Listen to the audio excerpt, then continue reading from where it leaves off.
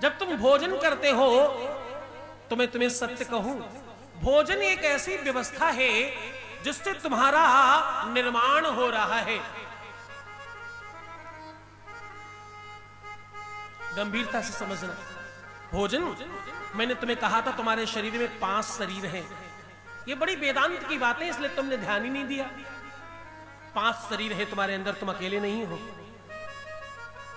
बाहर वाला ये जो खोखा है, ये जो बाहर का आवरण है ना, जैसे वो अखरोट में होता बाहर, वो ये बाहर का खोखा जो है, इसको अन्नमय कोश कहते हैं। एक मनोमय कोश है, एक ज्ञानमय कोश है, एक बुद्धिमय कोश है, एक आत्ममय कोश है।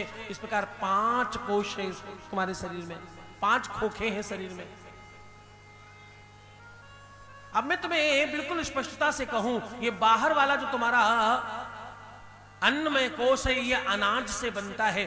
तुम अच्छा अनाज खाओ, खूब सारा खाओ तो मोटे हो जाओ, कम खाओ, डाइटिंग करना शुरू करो तो पतले हो जाओ। इतनी बात तो तुम जरूर समझते होगे, अन्नमय कोश है।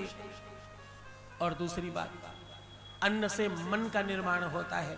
तुम कहते हो ना मन नहीं लगता, तुम बोलते हो ना मन खराब रहता, मन अशांत है। इसका मतलब क्या?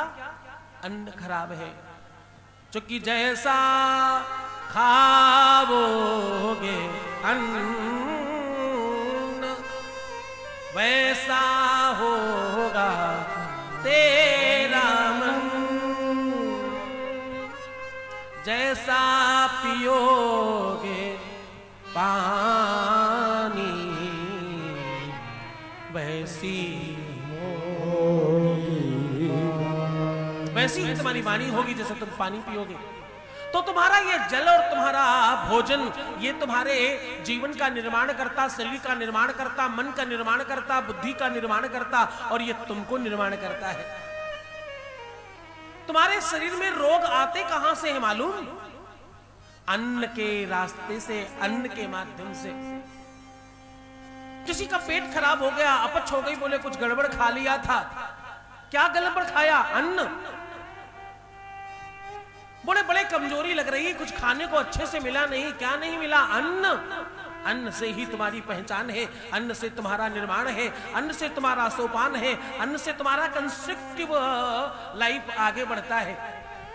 तो अन्न बिना प्रणाम किए, बिना उसको नमन किए, बिना मंत्र बोले नहीं खाना चाहिए। अन्यथा शरीर रुग्ण होता है, शरीर रोगी होता है, और काया धीरे धीरे क्षयित होने लगती है। तुम्हारी त्वचा, तुम्हारी खाल, तुम्हारी कांति, तुम्हारी सौंदर्यता घटती बढ़ती क्यों है? अन्न के कारण, अनाज के कारण, भोजन के कारण। बाल झड़ रहे हैं, आंख कमजोर हो रही, नाक कमजोर हो रही, कान से सुनाई नहीं पड़ता, नाखून खराब हो गए हैं, खाल में खुजली हो रही, जाने क्या क्या भगवान, कितनी सारे रोग। हड्डियां कमजोर है, कमर ठीक नहीं है, घुटना दर्द करता है, कंधा ठीक नहीं है, गले में दर्द है, और जाने कितने सारे रोग।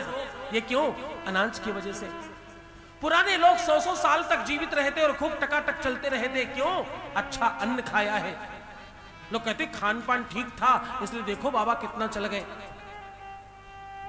मैं बिल्कुल स्पष्टता से कहूं, अन्न को प्रणाम करके, अन्न का मंत्र बोलकर ही, ये अन्नपूर्णा है, ये परमात्मा है, तो बहुत कुछ ना आए। आप नाभ्यासी दंतरिचकुम शिशोर्देहो समोर्तान प्रभ्याम भूमितसा श्रोत्रांत तथा लोकान कल्पयन्या। अगर न बोल पाए, ये वेद का मंत्र नहीं बोला जा सकता, दिक्कत नहीं है, लेकिन जो मैं तुम्हें श्लोक बता रहा हूं ये जरूर बोलना। अन्नपूर्णे सदा पूर्णे संकला प्राण बल्लवे ज्ञान वैराग्य से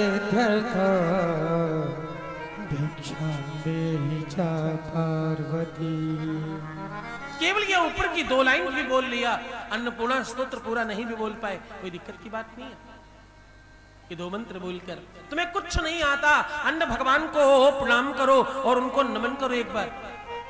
हे अन्नपूर्णा, हे मां, तुम्हारी कृपा और करुणा से मुझे भोजन मिलने जा रहा है। आओ, इसे शुद्ध करो, इसे व्यवस्थित करो, इसे अनुकूल करो, इसे ऐसा बना दो कि ये अमृत हो जाए।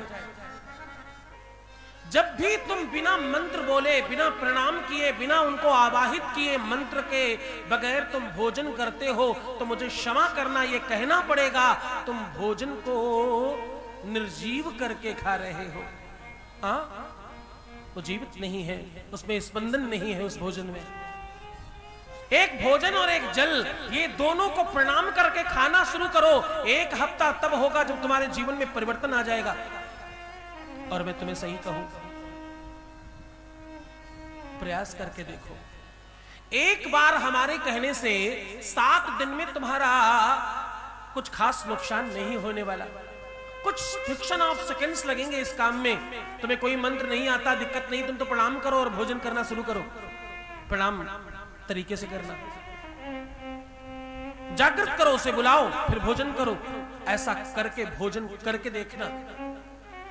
उसके बाद तुम्हें खुद लगेगा कि जीवन पूरी तरह से परिवर्तित हो रहा है। और इसी प्रकार से शाम के भोजन को भी